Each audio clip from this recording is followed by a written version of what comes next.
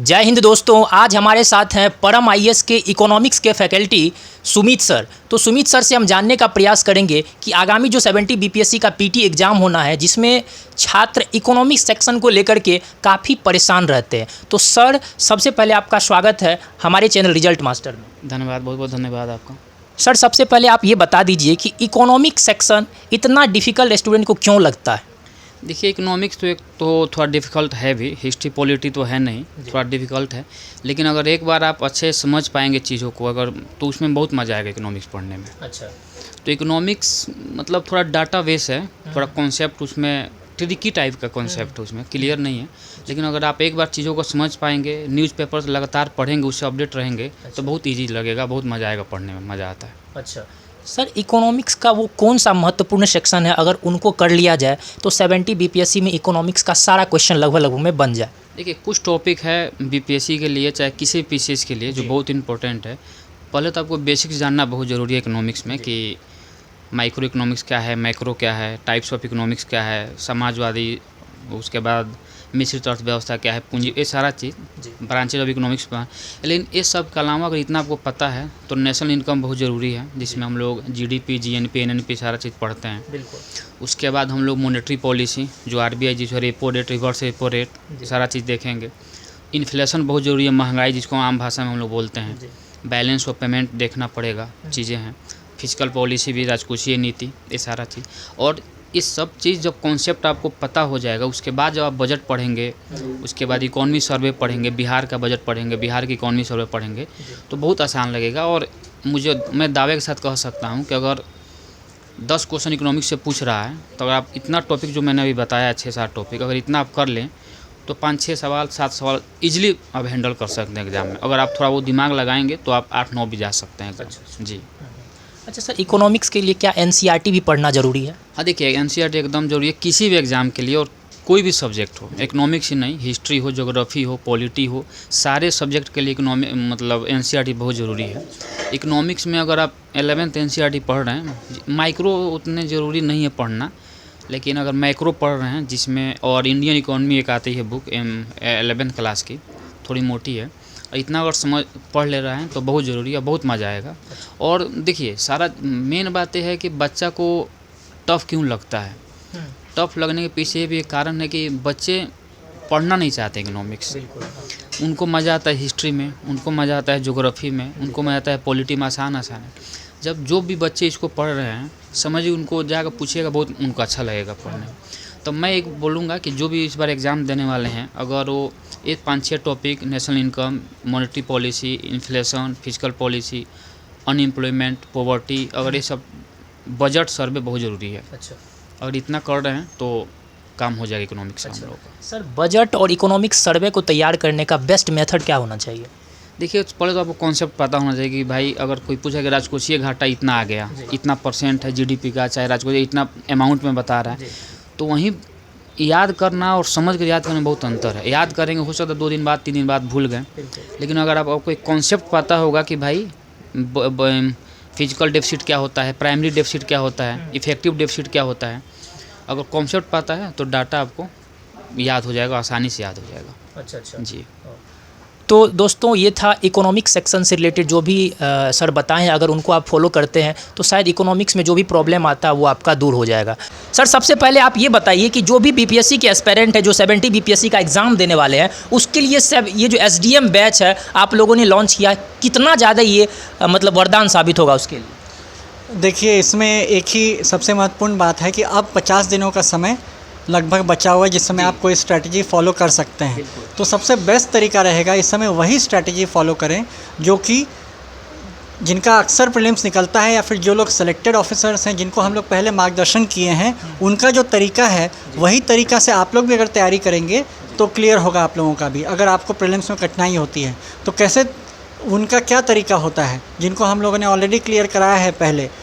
तरीका बहुत सिंपल है। लास्ट 50 दिनों में वो लोग सोशल मीडिया फोमो, यानी फियर ऑफ मिसिंग आउट के पीछे नहीं चलते हैं। ठीक है, कि यूट्यूब पे देख रहे हैं, ये भी कर ले, वो भी कर ले, वो लोग एक स्ट्रैटेजी फॉलो करते हैं। और आप लोग ऑलरेडी एमसीक्यूज़ कर चुके हैं, सारा फुल लेंथ टेस्ट वगैरह पहले भी परम आईएएस ने भी 33 टेस्ट पहले दिया है, वो सब आप लोग कर चुके हैं। लास्ट मोमेंट पे उन MCQs से जो इंसाइट मिला है उस पे काम करने का ज़रूरत होता है। तो हम लोग SDM बैच में उसी पे फोकस करेंगे, ठीक है, और रिवीजन पे फोकस करेंगे। MCQ सॉल्व करने से आपको हम लोगों को क्या मिलता है या फिर स्टूडेंट्स क्या सीखते हैं, तो जो सोर्सेज आप खुद करते हैं उस सोर्सेज में पहले चीज़ें सुई के जैसे दिखती हैं, पर जब आप MCQ करते हैं तो उसके बाद वो चीज़ें फुटबॉल के जैसा दिखने लगता है।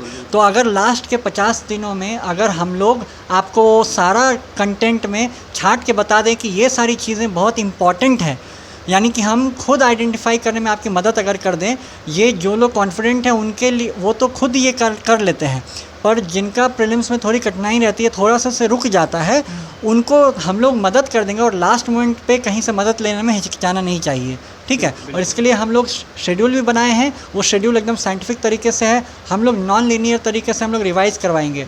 कहा जाता है कि जो लक्ष्मीकांत है हमने 15 बार रिवाइज़ किया, वो लक्ष्मीकांत पूरी नहीं टॉपर्स रिवाइज़ करते हैं, वो बेसिकली उसका कुछ जो सेक्शन है फंडामेंटल राइट्स, DPSP में क्या लिखा हुआ है, इमरजेंसी प्रोविजंस का जो टेबल है वो 10-15 बार बच्चे पढ़ते हैं। उसके बाद फिर जो पंचायती राज इंस्टीट्यूशंस का जो टेबल है उसको लोग 15-20 बार, वो टेबल में कौन सा कमेटी है उसको बार बार देखते हैं, तब वो उतनी बार रिवाइज़ होता है। पूरी लक्ष्मीकांत या पूरा स्पेक्ट्रम वो नहीं देखते हैं।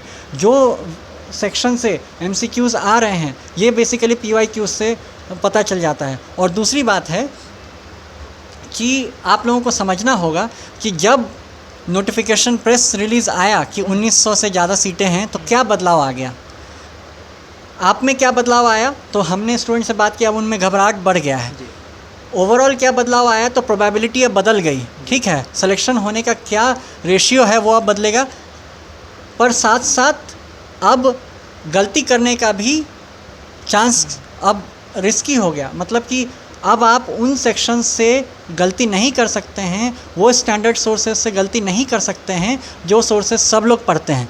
तो सर ये जो SDM बैच आप लोगों ने लॉन्च किया है, तो जो भी मतलब दूर दराज के स्टूडेंट हैं जो गांव में रह कर के तैयारी कर रहे हैं, पटना और दिल्ली जैसे जगह पे नहीं आ सकते हैं, उनके लिए क्या सुविधा है इस SDM बैच में? देखिए, ये इसका फ़ी बहुत अफोर्डेबल रखा गया है और जितना हम लोग वैल्यू प्रोवाइड करने वाले हैं लास्ट 50 दिनों में, उसमें हम लोग मेंटरशिप प्रोवाइड कर रहे हैं, कंटेंट प्रोवाइड कर रहे हैं, रिसर्च करके जो शॉर्ट नोट्स है वो प्रोवाइड कर रहे हैं, हिंदी इंग्लिश दोनों माध्यम में कंटेंट प्रोवाइड कर रहे हैं। तो जो चीज़ आपको जिस समय रिवाइज़ करना चाहिए और जो जिन लोगों का प्रीलिम्स हमेशा निकलता है वो कैसे पढ़ाई करते हैं उसका हम लोगों को अनुभव है, तो उस आधार पे ये रहेगा। और ये ऑनलाइन ऑफलाइन दोनों ही माध्यम से ये क्लासेस होंगी, तो आप लोग एक्सेस कर सकते हैं। अच्छा, कहने का मतलब ऑनलाइन मोड में भी सारा चीज़ दिया गया है। अगर आप अपने गांव में हैं तो वहां से बैठ करके आप अच्छे से इस 50 दिन में आप BPSC की तैयारी कर सकते हैं, और जितना ज़्यादा आप रिवीजन कीजिएगा उतना ज़्यादा आपको बेनिफिट मिलेगा। और इस SDM बैच में जैसे जो टॉपिक वाइज पढ़ाया जाएगा, जो समझाया जाएगा, उसको अगर आप करते हैं तो आपको निश्चित बहुत ही ज़्यादा फ़ायदा मिलने वाला है। सर ये जो SDM बैच है इसमें काफ़ी कम फ़ी रखा गया, बहुत ज़्यादा फ़ी रखा गया है। अभी हम लोग इसका 3000 फ़ी रखे हैं। कुछ लोगों को लग रहा है कि ये फ़ी ज़्यादा है, परंतु कारण ये है कि बाकी सारे इंस्टीट्यूट्स जो हैं वो क्या कर रहे हैं, अपने पुरानी रिकॉर्डेड क्लासेस और सारी अपनी PYQs का कलेक्शन आपको दे दे रहे हैं, तो उनको कॉस्ट कम पड़ जा रहा है। पर हम लोग ये डिमांड के हिसाब से ऐसा प्लान लेकर आए कि आपको 4 राउंड में रिवीजन करा रहे हैं, उसके बाद रिवीजन में क्या करना है वो बता रहे हैं, उसका कंटेंट भी दे रहे हैं। तो मतलब जो कहते हैं डिमांड को एड्रेस करना, वो हम लोग कर रहे हैं, और उसी में जो एक मिनिमम रिक्वायर्ड फ़ी जो होता है वो हम लोग चार्ज कर रहे हैं। और अगर आपको इसके बारे में पूरी बातें जाननी है तो आप क्या कीजिए कि हमारे YouTube चैनल पे जाइए, और आज जो ओरिएंटेशन सेशन हुआ है वो लगभग 1.25 घंटे का हुआ है।